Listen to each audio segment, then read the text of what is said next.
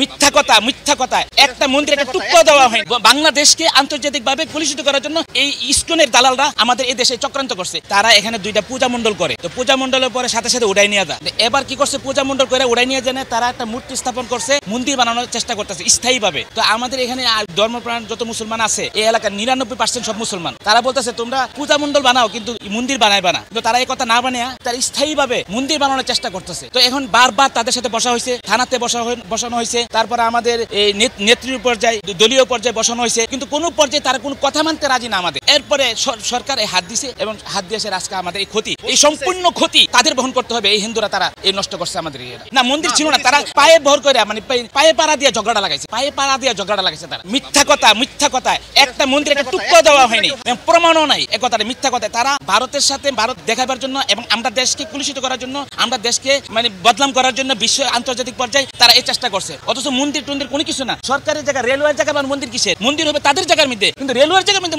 মন্দির কেন? না, মসজিদও হয় না। সে মন্দির কেন সরকারি জায়গার মধ্যে ইয়ে করবে? তাহলে বোঝা যাচ্ছে সে মন্দির স্থাপন করার জন্য না, বাংলাদেশকে আন্তর্জাতিকভাবে কলুষিত করার জন্য এই ইসকনের দালালরা আমাদের এই দেশে চক্রান্ত করছে। এই খিলক্ষেতকে ভর করে পুরা বিশ্বের মধ্যে বাংলাদেশকে কলুষিত করার জন্য এই চেষ্টাটা চালাই গেছে। আমরা বুঝতে পারি, আমরা আস্তে ধীরে প্রশাসনের মাধ্যমে আমরা এই সমাধানে যাওয়ার চেষ্টা করছি।